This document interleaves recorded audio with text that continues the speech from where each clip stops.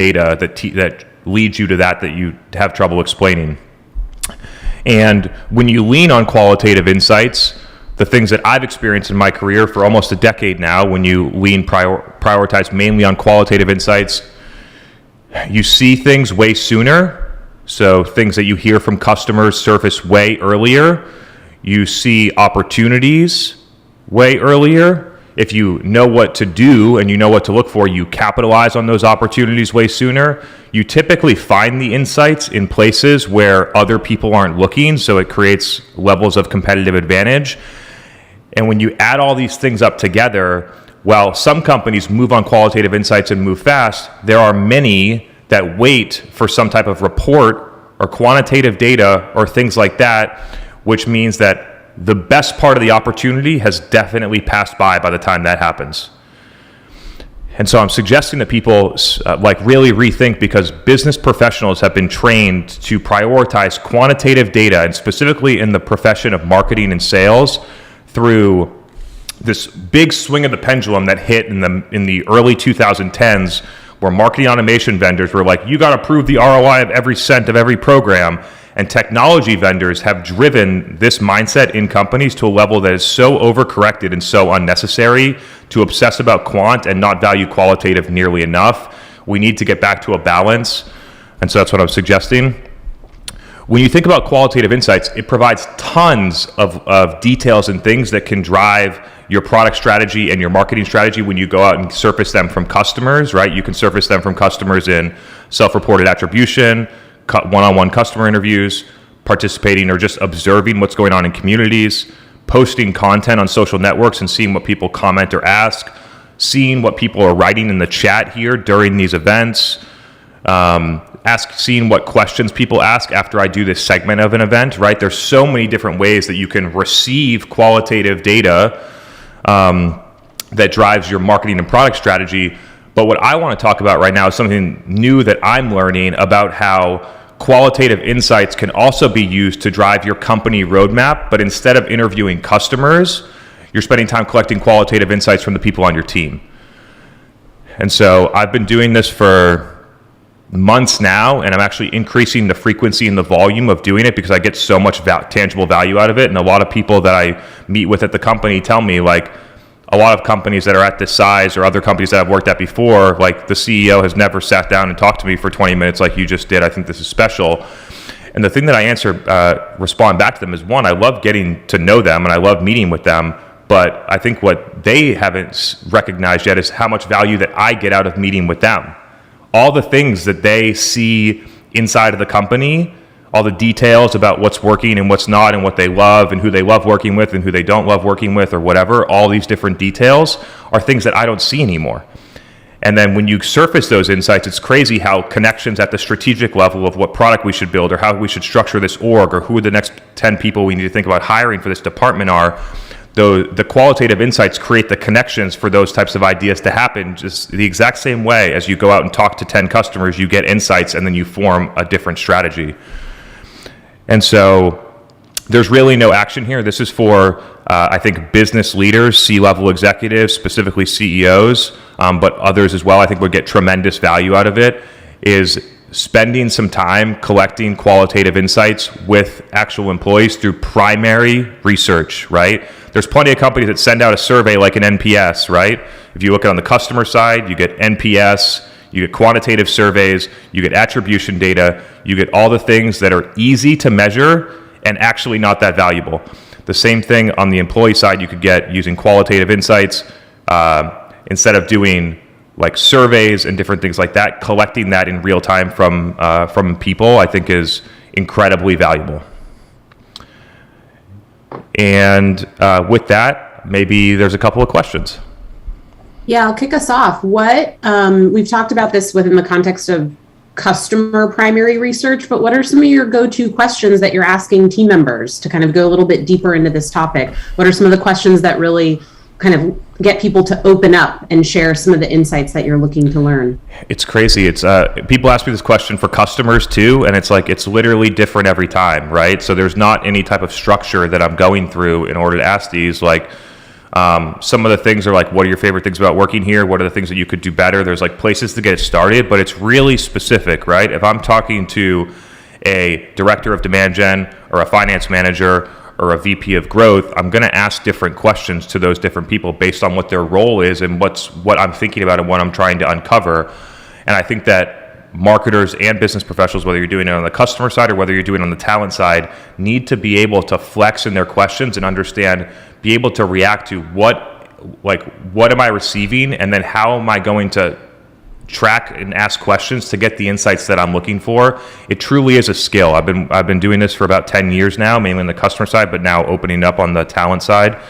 I think I'd be doing you a disservice by telling you like what exactly a question track is, but I think a couple of things to get started would be what do you love about working here? What are some things that aren't working? What could we be doing better? Those are some good places to get it started.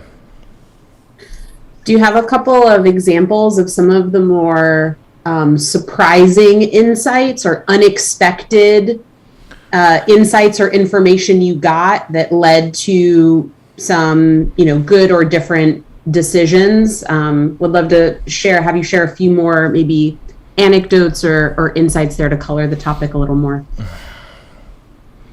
I don't think I'm really helping you here, but it's the same thing that happens in the customer side. Like when you go out and do customer interviews, like it's not like one interview happens and it's like, oh my God, this is groundbreaking. Now we're going to go and change the entire course of our company, right? That's really not how it works. You get little pieces along the way, and through the activity, you get those things.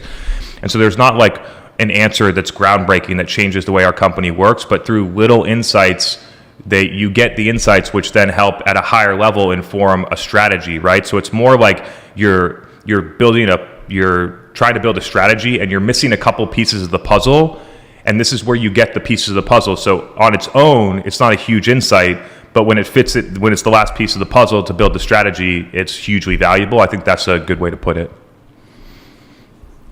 Yeah, definitely. I was recalling when you were doing this before, and it led to, it sort of was the final puzzle piece to lead to like a revision of customer segmentation, right? Based upon how people were interacting with clients and what the differences were that they were describing to you. And so even if the actual insight they're sharing isn't groundbreaking, these small inputs can actually lead to pretty significant and important business strategy changes that we've done.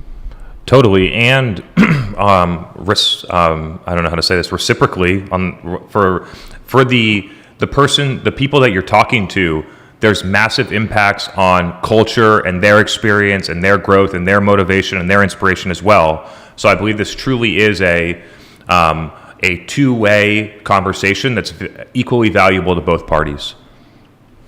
Definitely. It's hard to quantify the level of excitement and engagement when any team member has the ability to have uninterrupted one-on-one time with the CEO, right? And feel heard and seen and understood.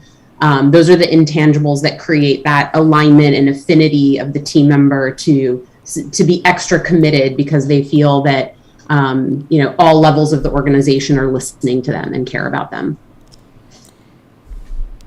We got any questions on qualitative insights, or should we keep rolling? I think we should keep rolling, unless you want me to keep throwing some at you. Awesome. Yeah, let's do it. I expect that this topic will get plenty of questions. A couple of episodes ago, I talked through some of the challenges or holes that I see in the topo double funnel, which in transparency appears to have been some level of discontinued. So if you look for it on the internet, it's not really being promoted by Gartner post-acquisition, by Topo post-acquisition by Gartner. So I'm not sure if they sunset that model or what, but it doesn't appear that either it's now gated or something like that, but it's not available on the internet. All those things aside, I pointed out a lot of different holes inside of that. I can recap them for you. It was that not all sales qualified opportunities are created equal, but they jam all of them into one funnel, and then it makes it difficult to plan, forecast, and optimize. Putting buyers, regardless of their level of intent or where they came into the pipeline, through the same sales process. You put whether they ask for a demo and they're 95% of the way done buying and they just want to buy, or cold outbound, we're going to give you a gift card to sit on a meeting, and you treat that buyer the exact same way in a sales process, just totally out of touch. The bottom of the chart is filled with just running this MQL model from Serious Decisions in 2006, which is just totally an unnecessary and broken model, and the only reason they left it in is so that they don't have to drive organizational change. And the last piece is that there's no demand creation strategy. It's all about lead gen to move to outbound sales. And we need to start thinking about this in two different ways. What is creating the demand? What is capturing the demand? So, and those are similar flaws to a lot of the go-to-market strategies that have been published by analyst firms or other types of consulting firms that fall into that same category. They'll have similar holes and flaws that get implemented inside of companies. And I got a lot of questions for, okay, great, but like, what is the alternative? And I alluded to the fact that we're working on publishing this, and we're actually getting quite close. I'm excited at some point we'll be able to share this with you, definitely within the second quarter of this year. And I believe that it will be a groundbreaking framework for go-to-market teams to give them the confidence to think differently about how they execute marketing and sales and what go-to-market motions they actually run. I believe that there was this high-volume MQL model, and then the proposed solution that came in was driven through technology, which was ABM, right? So let's get rid of this high-volume MQL motion, and we'll move to ABM, which is essentially just cold enterprise outbound, right? Pretend that we get intent data, but we're just going to run basically cold enterprise outbound to target accounts. And I think the thinking that the current model was busted was definitely right. I think that the ABM, in the way that it's packaged and sold right now, is definitely not the solution. And I believe that I'm going to talk through some of these different ideas that I have that relate to pipe. So we'll allude to some ideas. It's not going to be fully documented, but we'll get some things out there. I've been talking about this concept a lot, but I think it truly is a key concept, which is the idea of pipeline sources, which is what are these major sources of pipeline that are capturing demand? For example, our website. For example, enterprise outbound, which I've just reframed. People call it ABM. I'm just literally rebranding it to enterprise outbound because that's what it is. Partner, low intent lead gen, or cold outbound, right? So you can put these into big buckets of stuff, and then you can look at this just like you would a split the funnel analysis. And you can look and you can say, from our website, how many qualified opportunities did we get? How much did they win? What was the sales cycle? Blah, blah, blah, blah, blah. And you can eventually calculate sales velocity and overall impact of revenue, pipeline, and all these other key metrics by pipeline source. The reason that we use pipeline source and not channel like Google or things like that is because pipeline source is a much better predictor of actual sales velocity and sales funnel metrics because it has a pretty good correlation with overall buying intent from the buyer. And the next sort of concept is that each of these pipeline sources is built to capture demand, right? So people come through, there's demand, I want to buy something. Maybe I go and on your website and ask for a demo. Maybe I have a relationship with an agency who's your partner, and then I go and engage with them to do the project. Maybe I have a desire to buy, and I go and I search review sites, and it creates intent data, and then you cold call me and get me into a meeting. All of those things are based when that the actual pipeline source gets created and the motion starts once somebody is in market to buy. And we need something above that at the top to say, what are we going to do to create the demand that then trickles down to all these different pipeline sources to capture? And so which leads me to pipe, which is the framework that we've built that is focused on creating demand across all of these sources, which is what ABM should be. Creating demand across all these sources. Who's in your ICP? Set up that thing, not just your top 200 accounts, your entire ICP, tier 1, tier 2, tier 3. Own the market with content driven through media, organic, paid, events, everything like that. Create demand. The pipe channel is focused on your high intent website conversion, which should be your number one highest converting, highest sales velocity, highest sales productivity channel in your entire business. It should drive more than 50% of your revenue at scale, and it should be a pipe that continues to grow. How much flow is going through this, and how fast is it moving, and how can we make it more of it go through to closed one? And so you can think about building that. A lot of companies don't pay attention to this. They focus on collecting MQLs in the low intent lead gen model, so they don't think about how many buyers am I going to get to come to my website to say, hey, I want to talk to your sales team about buying this stuff right now. And when you start to optimize and grow that, the ability to scale it out becomes really, really impressive because the efficiency metrics are so strong. We have customers that 1 out of 4 meetings that get booked from the website become a customer for a $40K ACV product. Their sales team wins 25% of booked meetings, not even sat meetings. And that's when you get alignment with your sales team. That's when you get your CRO excited about what you're doing in marketing. That's when you get more budget approved, when your sales team's sitting there just gobbling up easy to win deals because marketing has done all the work up front for years of time. And then you figure out, how do I keep growing that? So you have this 2 motions, creating demand across the entire ICP, and the pipe motion is focused on capturing the most demand through our website because it most closely aligns to how B2B buyers want to buy today. Create demand, enable independent buying, so B2B buyers are going to buy independently. They're going to collect information. They're going to bring it back into their company. They're going to share it in Slack. They're going to talk about it in meetings. They're going to go and reference peers and communities. They're going to go and look at review sites. They're going to do all these things independently. When they've decided they're going to prioritize this business problem and things like that, they're most likely going to come to your website and ask for a demo. So they move through that process, and that's the pipe channel. The reason that it's called a pipe and not a funnel is because the conversion rates are potentially 100x better than an MQL model. And my intention is for this to be the death of the MQL. Companies will still run it. You could still have a low intent lead gen motion if you wanted to, but if you look at these side by side and you're like, once you actually start looking at the data between the two of them, you're literally going to say these MQLs are dumb, forget this, and we're just going to focus here because the data is so much better and the scalability is so much better, and it much better aligns with what our sales team needs. In parallel to that, you can also have an enterprise outbound motion running in parallel, right? So creating demand across the entire ICP, which includes strategic and top target accounts that sales is looking to target. So maybe they have a cold outbound motion running to the top 200 accounts, and then they got an intent data motion running so that once buyers move into market, most likely created by the demand creation motion, move into market, then you can take that intent data and you can run cold outbound against it to get people into your pipeline that way.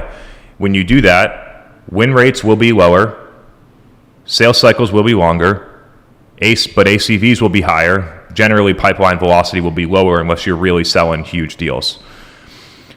But you have another motion that's going to create a higher percentage of enterprise, or what a lot of companies call corporate level accounts, through this outbound demand capture motion. And then you could have a partner, and then you could have anything else, and you can literally break this up and plan of, okay, our pipe channel needs to deliver 45% of pipeline and 50% of revenue next year. Our enterprise ABM motion needs to deliver 20% of pipeline and 15% of revenue next year. Our partner channel needs to deliver X and 30% of revenue, or whatever the numbers are. And it creates accountability for each different team and go-to-market motion for what do I actually need to deliver to be successful, rooted against historical data of how it's going. And then the goal, once you have each of these things running, you look at them as separate streams, and you can say, how am I going to maximize the sales velocity for each of these sources? How do I improve win rates? How do I get more qualified opportunities and generate more pipeline? How do I shorten sales cycles? All those different things to run more revenue through your funnel into closed one. Inside of the pipe framework, there are 3 core measurements that happen.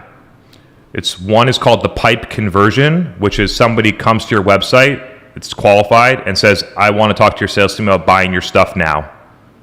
Examples of that, and you need to be very careful about how you define this, because going to a webinar and saying, yeah, sales can reach out to me, checking that box is not a pipe conversion. Downloading an ebook that says, hey, I'm okay with your sales team contacts me is not a pipe conversion. Hitting an MQL score, being an MQA, none of that stuff is a pipe conversion. It's a buyer declaring intent to you to buy your stuff. I want a demo. If you don't show pricing now, shame on you. But get pricing, talk to sales, book a strategy call, book a meeting, talk to an expert. One of those types of conversions is where it starts. That's the best type of conversion that you're going to get inside of your entire business. Better than MQAs, better than MQLs, better than a lot of other things. So you got that. The next point of that is how many meetings you get booked from that, which we're calling a pipe qualified meeting. If you're smart, you can put the calendar inside of the form conversion, and you can get 80 to 95% conversion rate from pipe conversion to closed won. The reason that I intentionally separated these into two stages is to show people how bad their follow-up processes are and show them how much revenue they're losing by not fixing this part of the process to align with how buyers buy. So how many people ask to talk to sales, how many people actually get a booked meeting, and then how many people actually sit in the meeting. And then the last piece of it is hero pipeline. I've talked about this before, but I believe this is a game-changing metric in all of go-to-market because it standardizes your pipeline and aligns you perfectly with what your sales team needs using sales win rates as the quality control metric.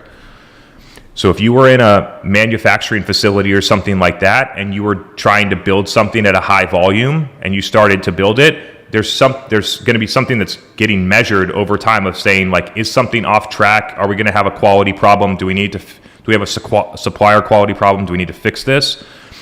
And parts are going to be moving through and things are going to get measured, and all of a sudden some things start to get out of whack, which sets a flag that says, hey, quality's off. We need to shut down this production line. We need to go and look at what's actually going on. That's what this metric does. It flags to the company when there's an issue between marketing and sales because win rates are dropping below a level that's acceptable, which then forces the company to get together and fix that, and also changes the goal of marketing to the next stage where the win rates are higher.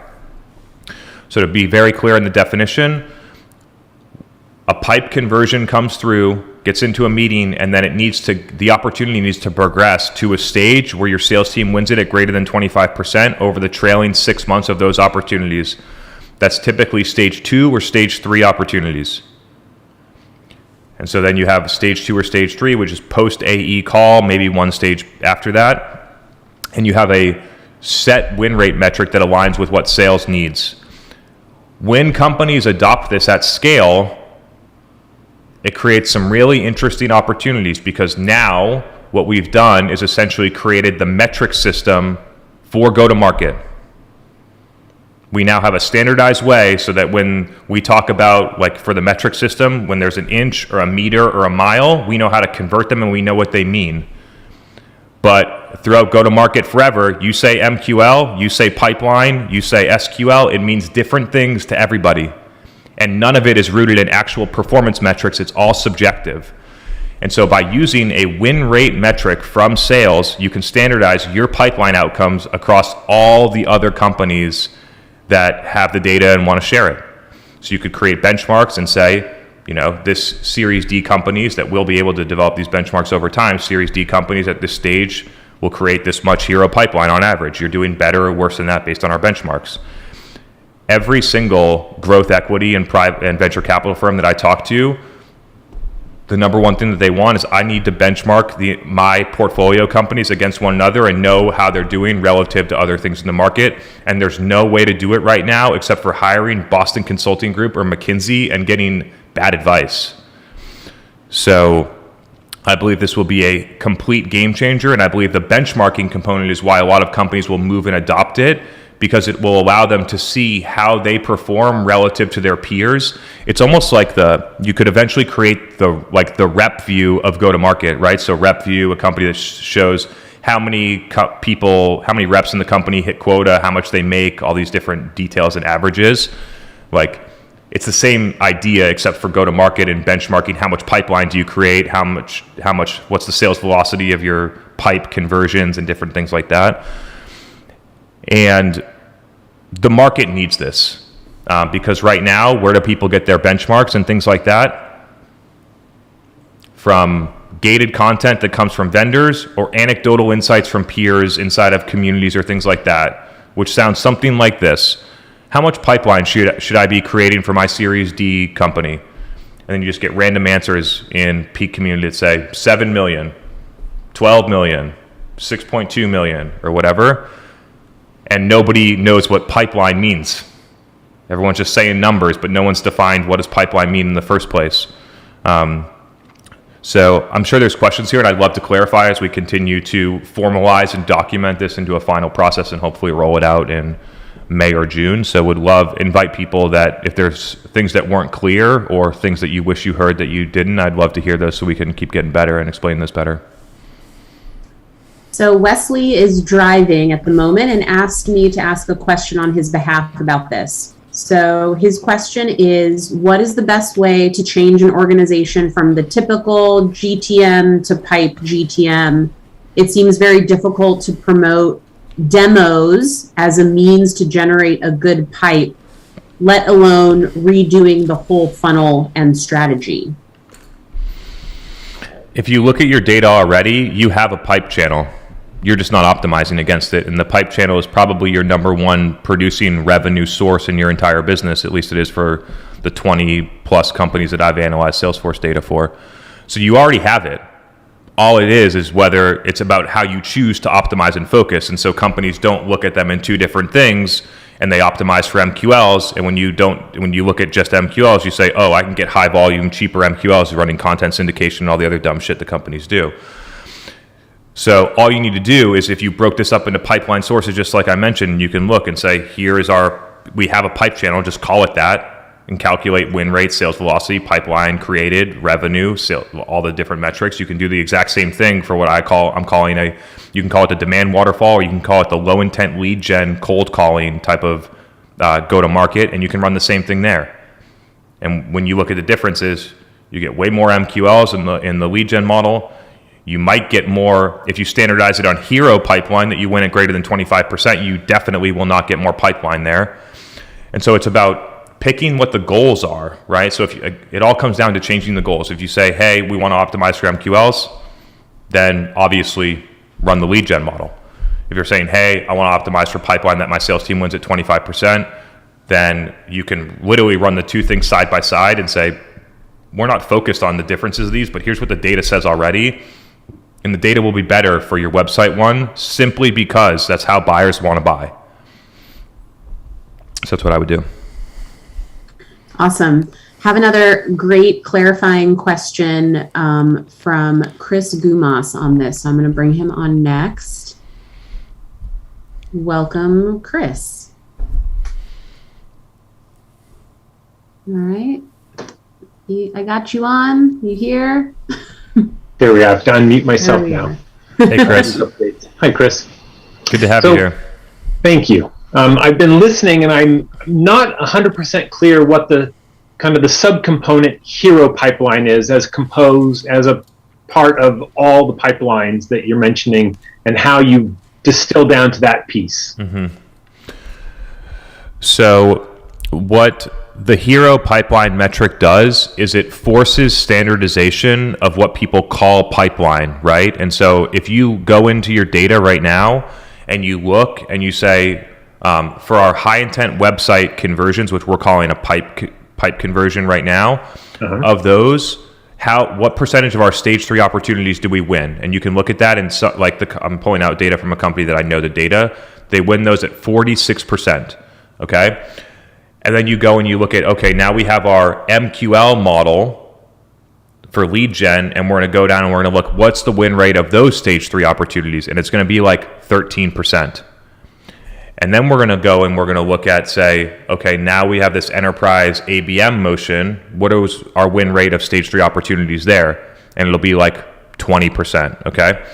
But from a company standpoint, though, they weight the value of that pipeline the same. Even though the win rates are dramatically different, you'll get 2 to 3x more revenue on the website pipeline because the win rates are 2 to 3x better. And so what this does is it forces standardization where all of the win rate metrics of pipeline need to be the same so that you can see what is the actual pipe being created for each one based on the expected revenue of the win rates. You follow? Okay. So and then it allows you to level up and say, like, because the poor definition of pipeline is one of the core that doesn't align to sales team win rates and sales team performance, is one of the core reasons of sales and marketing misalignment. And this is a fundamental way to resolve it by aligning on what does pipeline mean based on how much our sales team of it wins, right? If your sales team is winning 10% of pipeline, I don't think that's pipeline, you know? Okay. Excellent. Hope that helps. Yep. Awesome. So Vanessa had a comment question. Let me bring you on to keep the conversation going. Vanessa, welcome to the show. Hi, thank you. And sorry because I'm driving, but I missed a part of this. I was picking up my child. But when I jumped back in and you were talking about the, I guess, like hero pipe and all that, I was just mentioning that for some startups, they're really trying to fine tune their go-to market. And, you know, in this example that I put in the chat, it's like they did really well coming off of a pandemic due to a pandemic. Obviously, that's not a go-to market strategy. And then went on to just completely not sell anything for almost 2 years or about 2 years. And so I guess what's your threshold, right? Like for the people that you think this is going to be really helpful for in terms of benchmarking, like what do they look like in terms of how much they've sold, how recently, you know, like who would be eligible for this kind of analysis? Yeah, it's going to be built purely based on the scale of the database, right? So at the beginning, it might be like mainly the companies that we help execute Series A to Series E or publicly traded B2B SaaS companies. Like that probably will be the one. And then over time, as the model gets more adopted and becomes more standardized, we'll have more benchmarks, we'll be able to participate in it more, and it'll become more valuable. But I think that if the company hasn't sold anything in a couple of years, they got bigger problems than figuring out whether to implement our thing and get the benchmarks.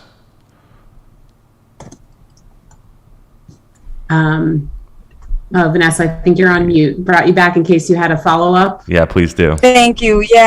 Yeah. So actually, I'm thinking of exactly a Series B company, and you know, did really well in the pandemic, selling to the enterprise level. So I don't know. I guess as I'm listening to some of the stuff that you're presenting, I'm thinking this is absolutely awesome.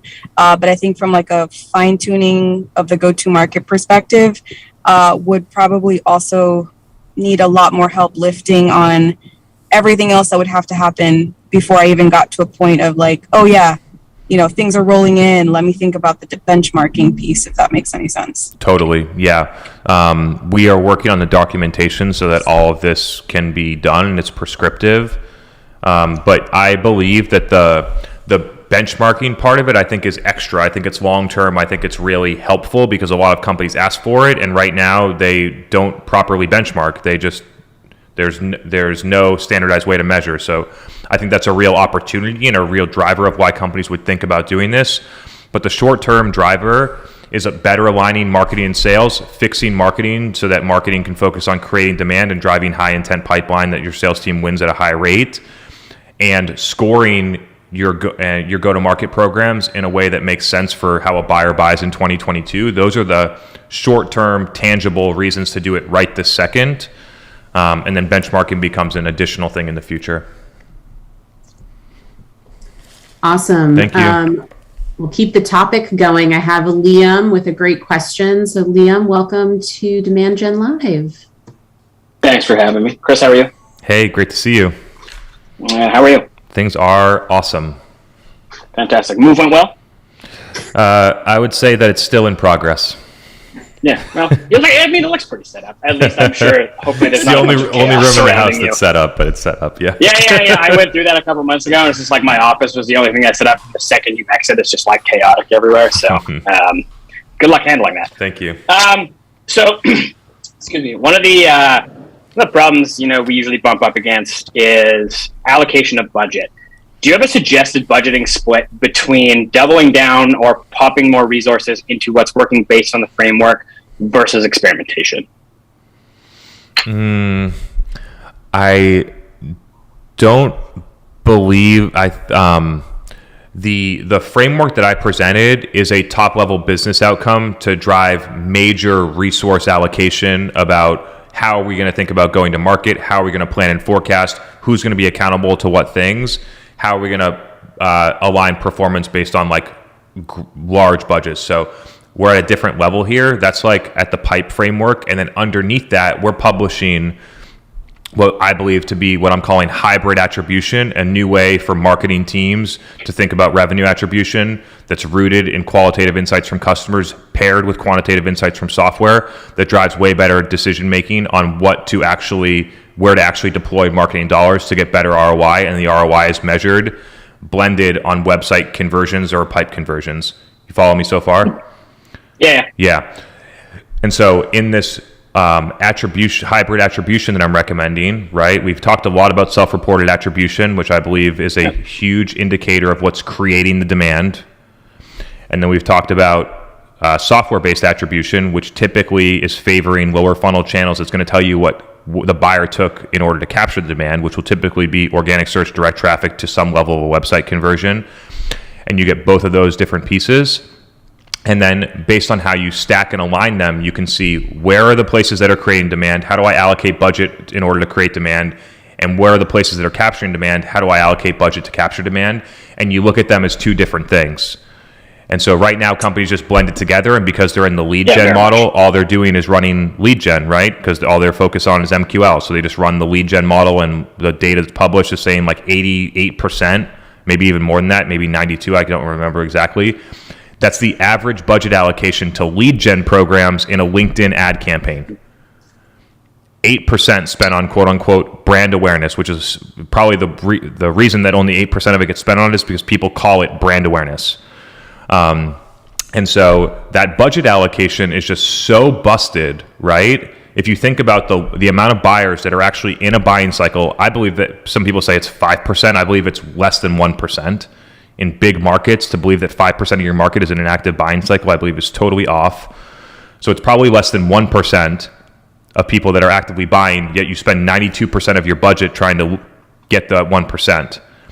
And so I think there just needs to be a total rebalancing of the budgets in order to do this, which requires only two things. Stop focusing on MQLs and ditch the model, which the pipe framework helps you accomplish, and think differently about marketing attribution, which right now is skewed toward lead gen direct response channels. And when you eliminate those two outdated ways of thinking about marketing, you can go out and create demand and do way cooler stuff. Interesting. What's your inflection point on, say, a rough spend for pipe framework versus your hybrid model? It sounds like you present it's two different potential options for two different budgets. You're not really allocating different spend allocation between the two of them. The pipe framework is telling you how are the go-to-market frameworks working overall, and the attribution is telling you is a more level detail below the pipe framework saying, okay, here are all these buyers, where are they coming from? And so the attribution gives you the sense of how do I guide strategy based on what I'm saying, and the pipe framework says, am I doing good, okay, or great? Or bad, you know?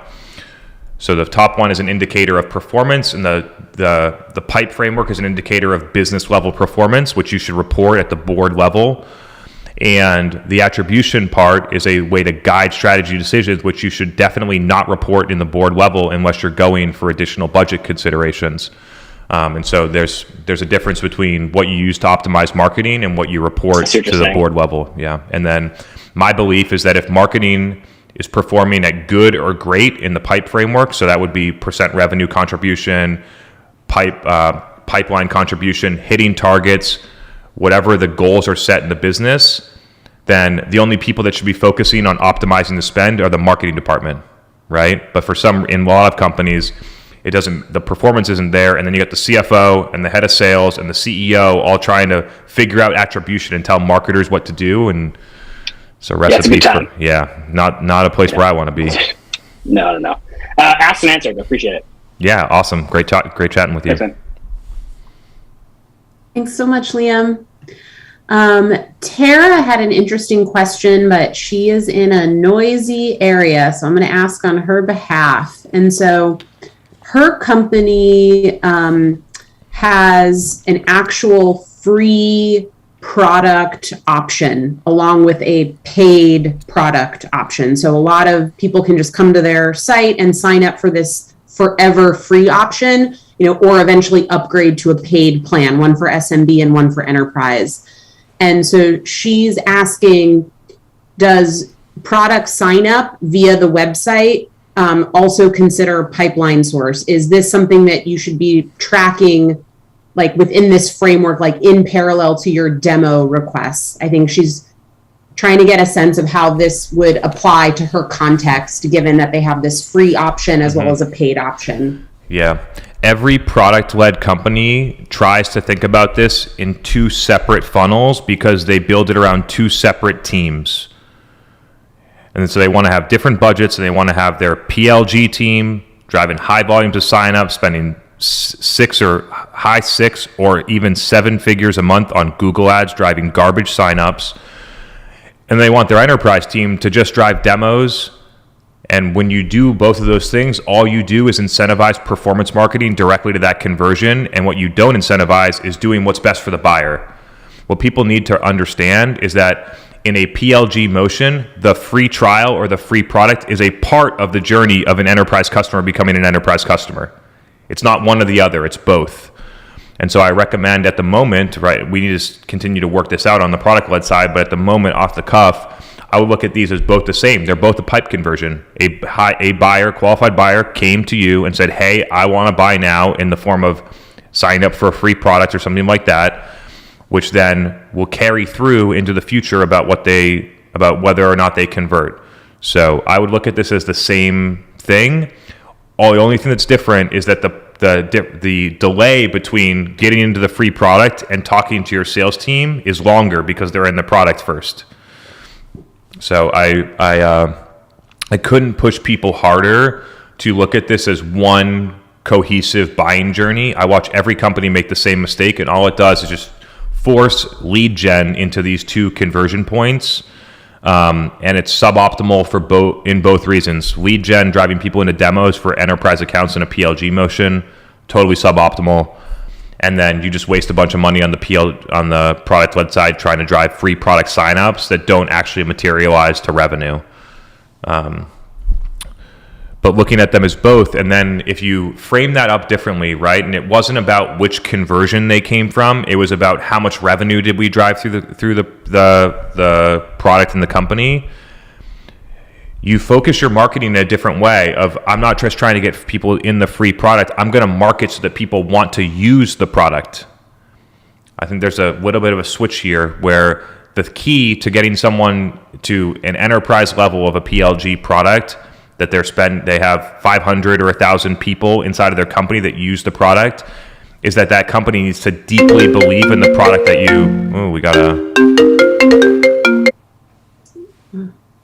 okay, Sorry. we're still figuring some shit out here. We need people to get into the product and use it. Nice. That was a great segment.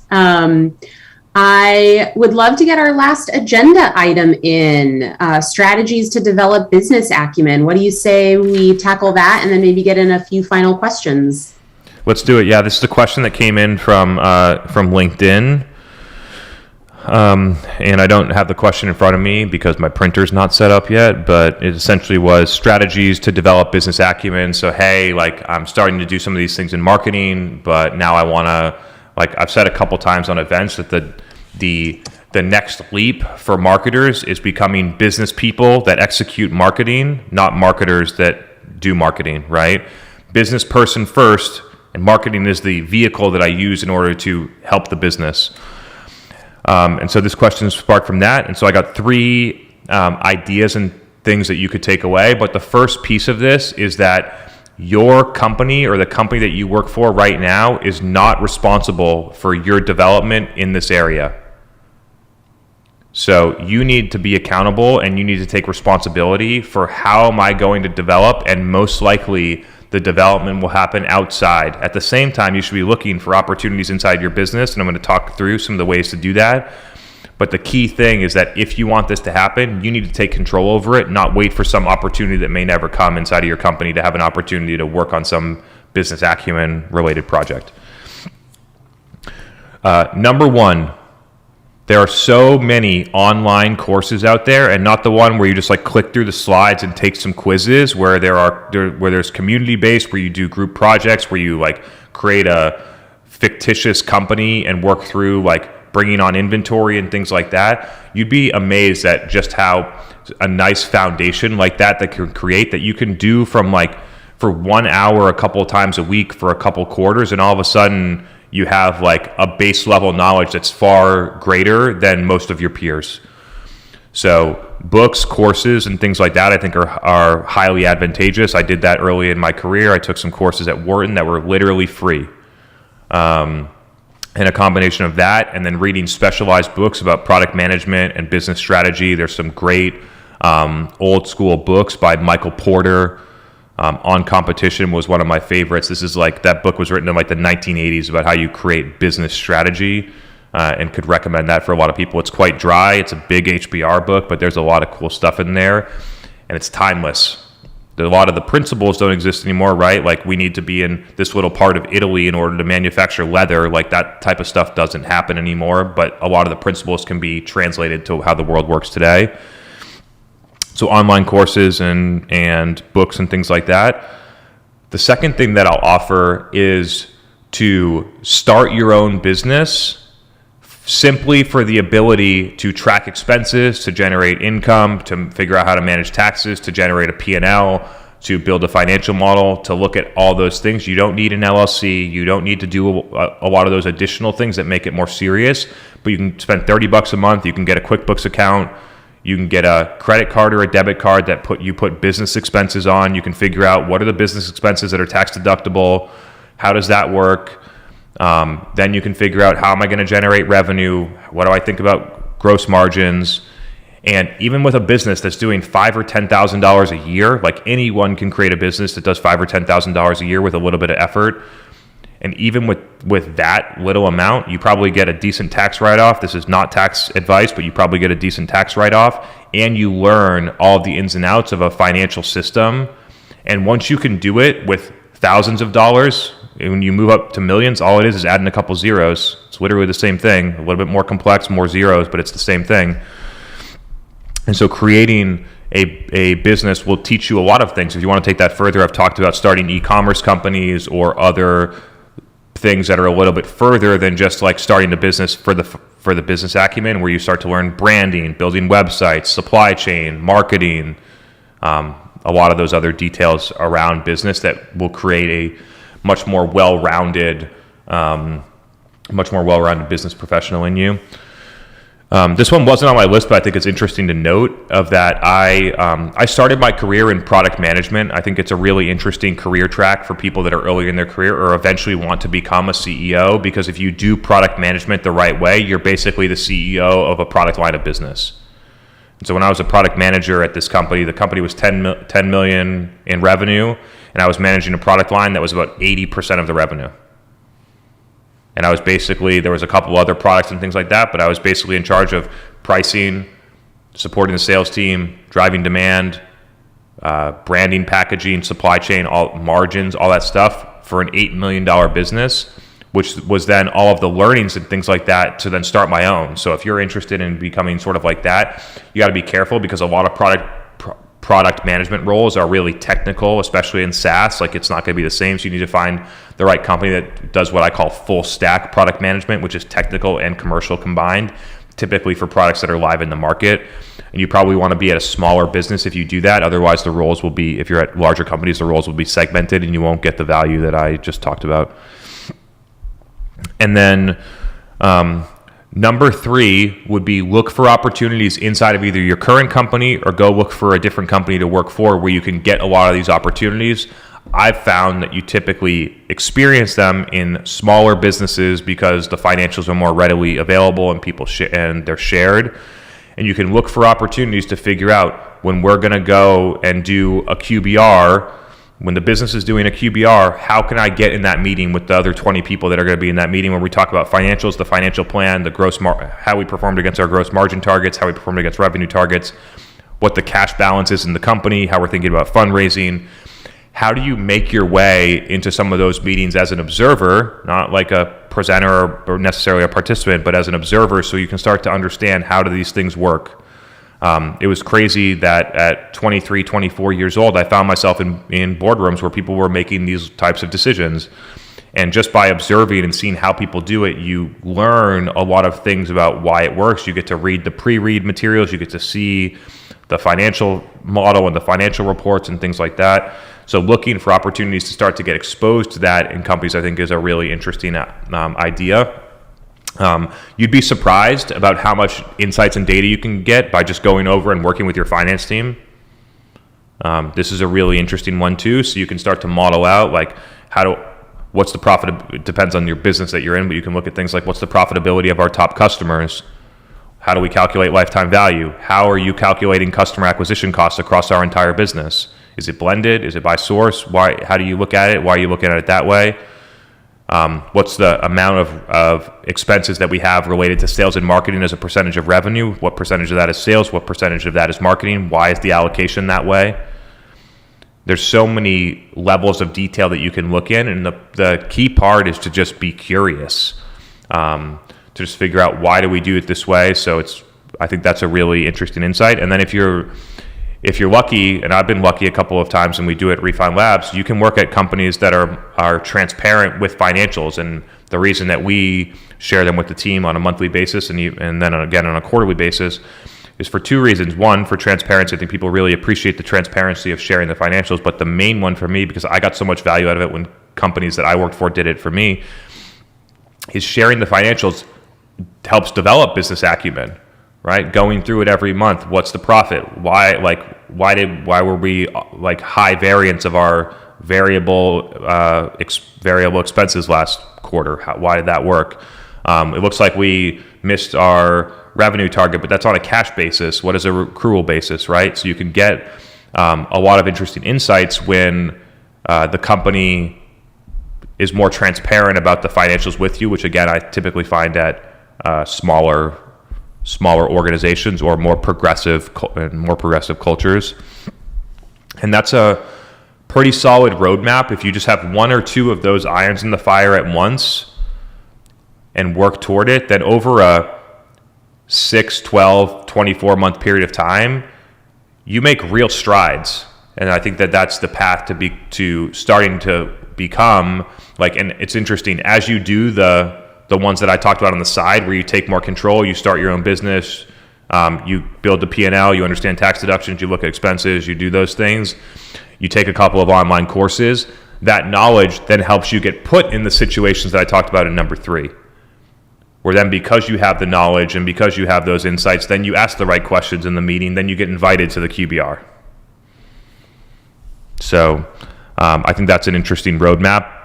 The number one takeaway out of all of that is you got to take control over it for yourself. Don't rely on other people to teach you it.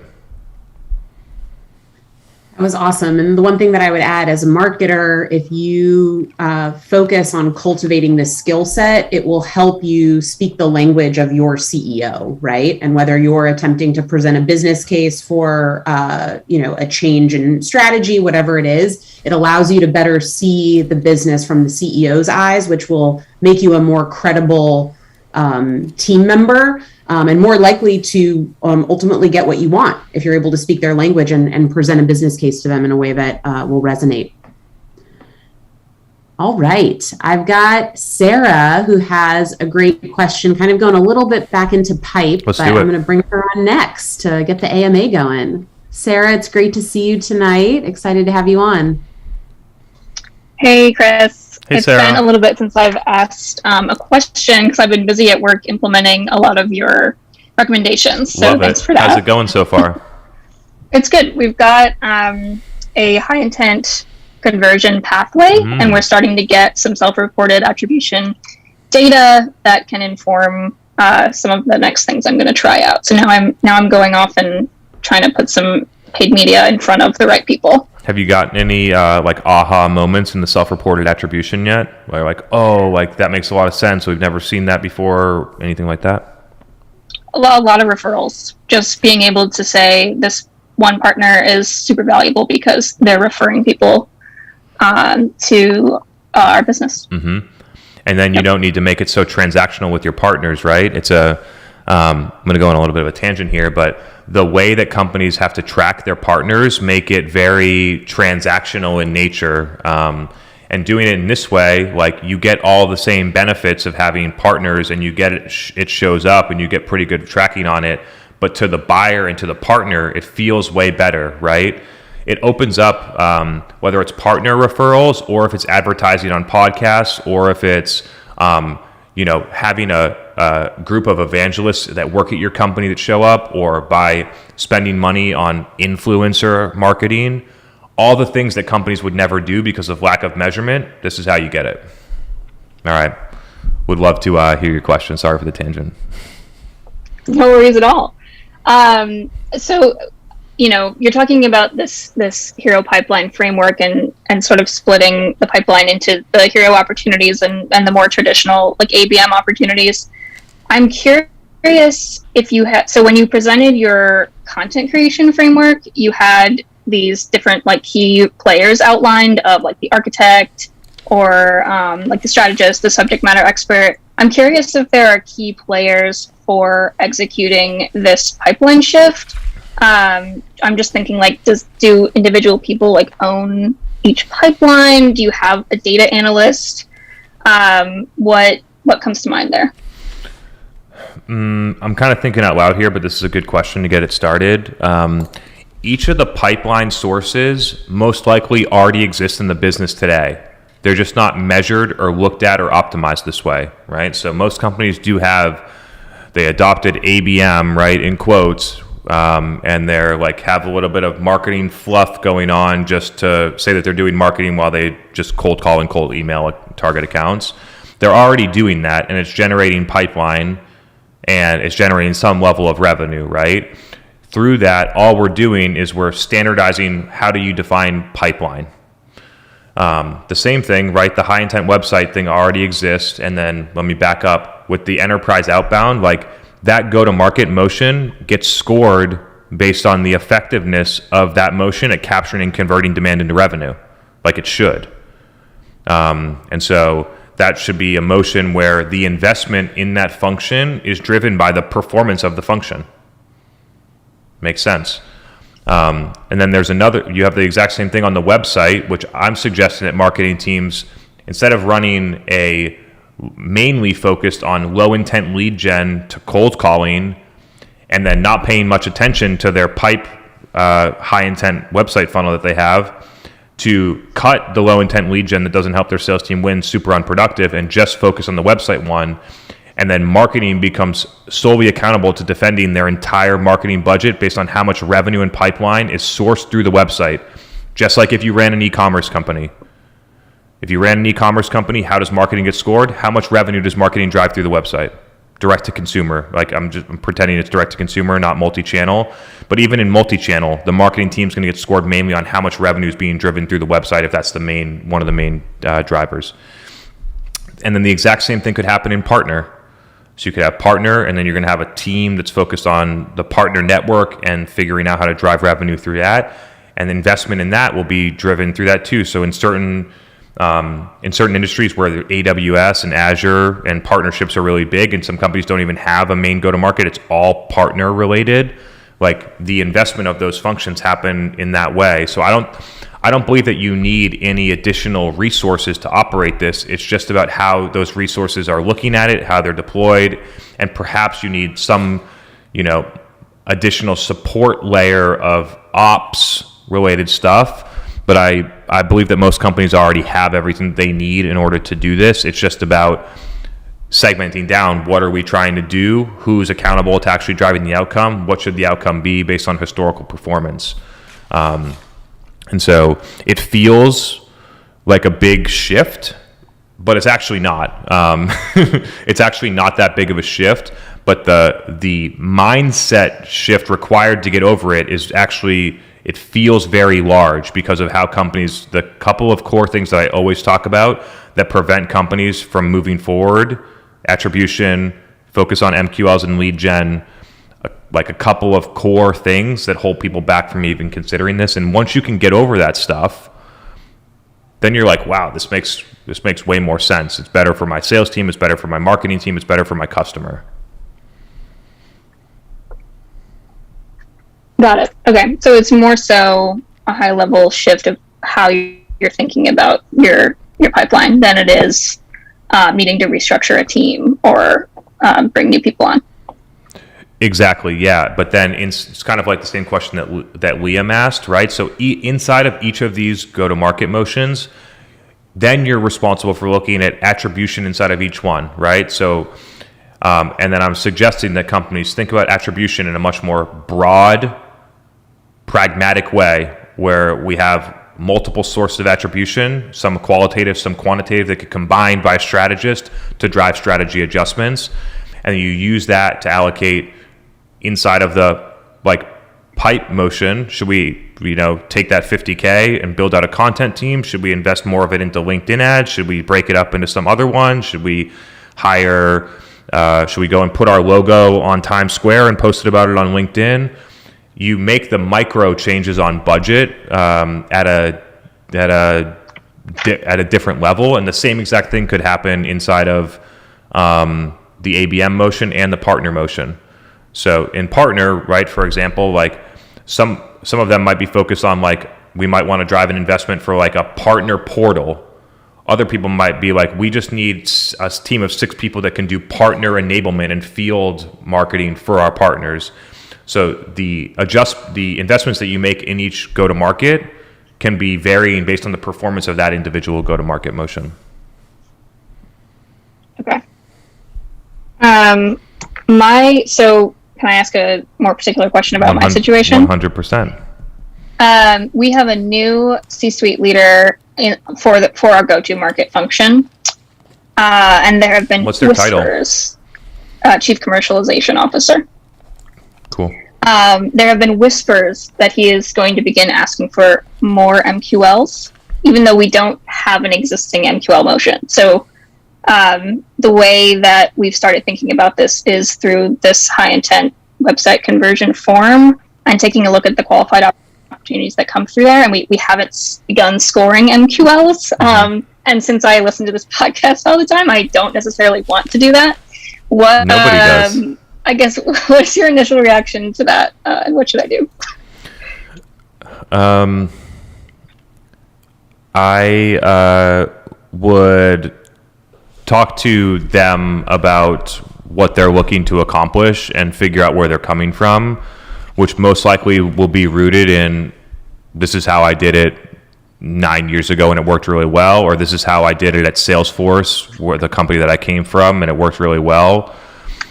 And figure out what they say, and then try and dig into what did work really well mean, and start to figure that out. Because the thing is that at the big companies, where all the marketers that get the information, they look at, what does Slack do? What does Oracle do? What does Salesforce do? What do all these companies do that are category leaders, that are billion-dollar revenue organizations, where it does not matter at all what marketing does? That company is going to drive revenue through their website because the category is mature, they're a category leader, and there's tons of demand in a mature market.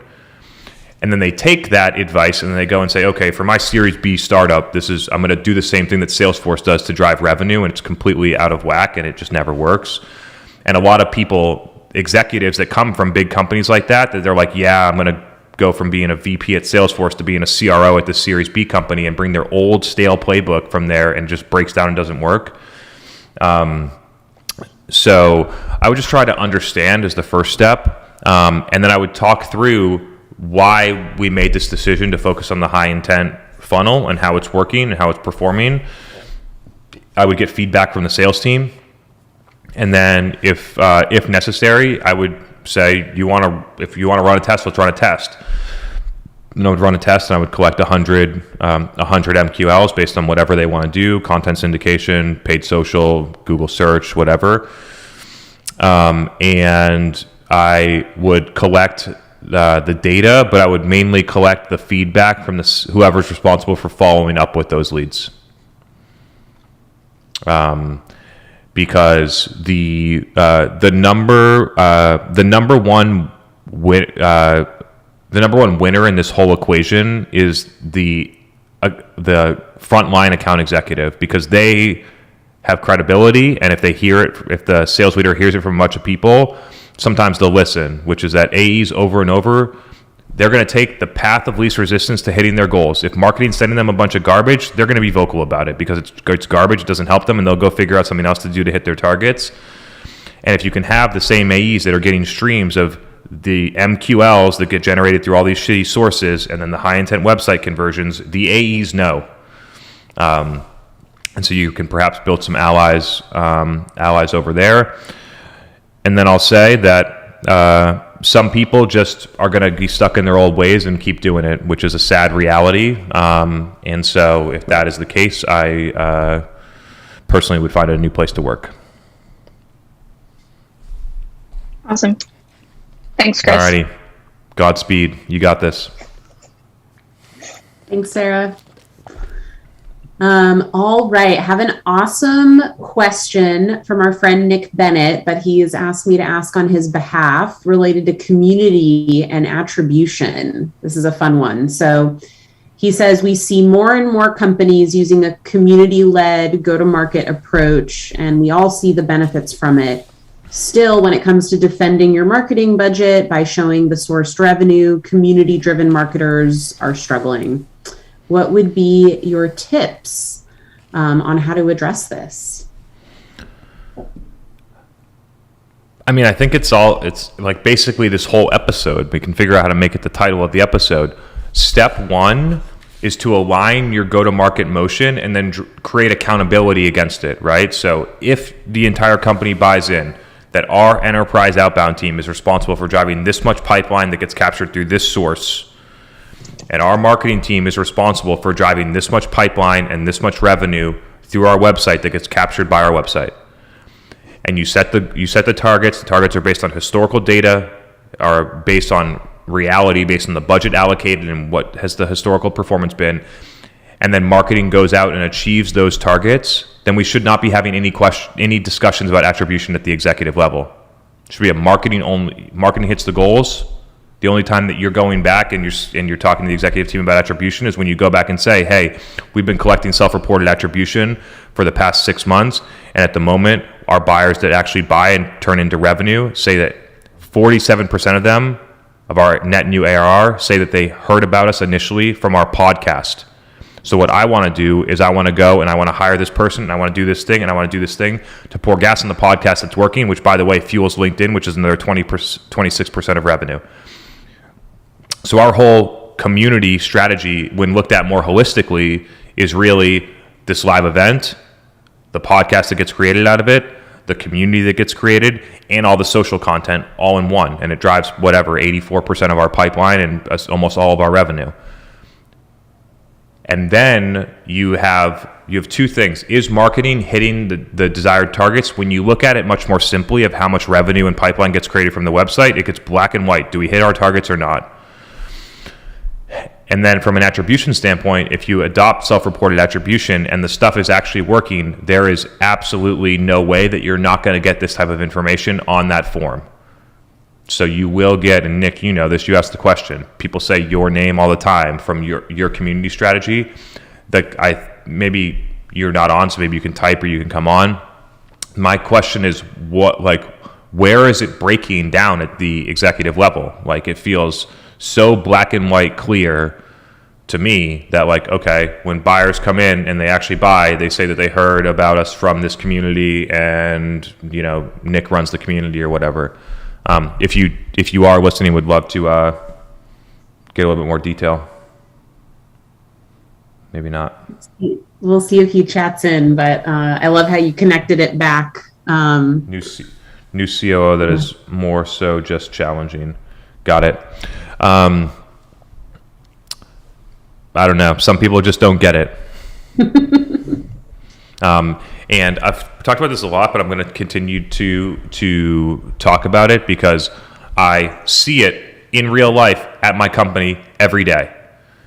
That marketers that used to work at another company where nobody in the company understood marketing, where they were the only expert, where they sat in a corner because the company was so sales driven and so product driven and not focused on marketing that everything got shut down, and they're super talented, super smart, and suppressed, just like I was for 5 years. And they get into a different environment where everyone is aligned on how does marketing work today, what are we doing and why, and how accelerated their skills and growth and career go, because you get in a place that people actually believe in what you're doing and are aligned. I literally cannot talk more about it. It changed my life. It changed my career, and I'm watching it happen to people that work here. So I talk about it a lot. A lot of people don't like it when I'm like, some people just don't get it. You should consider finding another place to work. And it's interpreted as a bad thing, but it should be interpreted as a good thing, because it's like at the moment you're kind of like in jail. You're in marketing jail, and then you can escape marketing jail by leaving this place. So yeah, I couldn't push people harder if the dialogue that's going on in your head or in your meetings or in your Slack channel about this new executive is making choices and doesn't get it, and they're holding us back and different shit like that, and that's happening on a recurring basis. I think you got to have a crucial conversation with someone in the company that's an executive about what's happening, or just consider leaving. All you're doing is slowing down your career and your growth. All right, marketing jail. It's a nice. I know. Marketing death wish and marketing jail. What is the difference? No, rhetorical question. But no, this was an awesome episode. I loved the different paths we went on tonight, and we went deep on the pipe go-to-market framework. Closing thoughts before we wrap up? I think those were the closing thoughts. That really is after just. I get so many insights now, so many messages and things like that, and the amount of them that are rooted in how do I convince this C-level executive that doesn't get it to get it is probably 50% of my LinkedIn DMs now. Yep. And so, like, I think I've said what I want to say. There are just it's almost like it's like if you thought about your career sort of like an athlete would, or a musician would, or something like that. Like, musicians want to be on the best label. At least that's how it used to be. Now it's sort of decentralized and it's changing a little bit, but musicians want to be on the best labels. They want to be collabing with the most popular people. They want to be doing the concerts with the people that get it, that are current, right?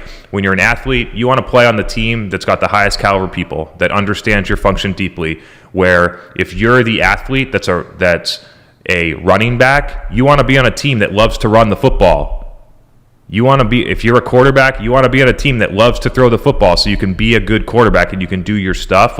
And so putting yourself in an environment, sports analogies and music analogies aside, putting yourself in an environment that values your skills and allows you to play your game is so important. And so I want to leave it at that. I hope it's valuable for people. This has been a cool episode. We, aside from the little phone ringing, we actually did pretty damn good for our first recording here for Demand Gen Live in Austin, Texas. I appreciate all of you. And we will be live on Thursday for that live event with Alice DeCourcy. So if you're available, would encourage you to check it out. Thanks, everyone. Great to have you all. Have a good night, everyone. See you next Tuesday.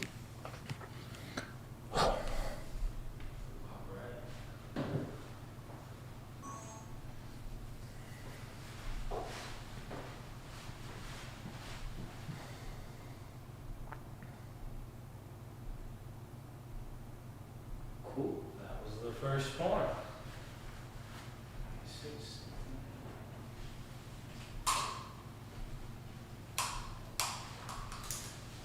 Whew.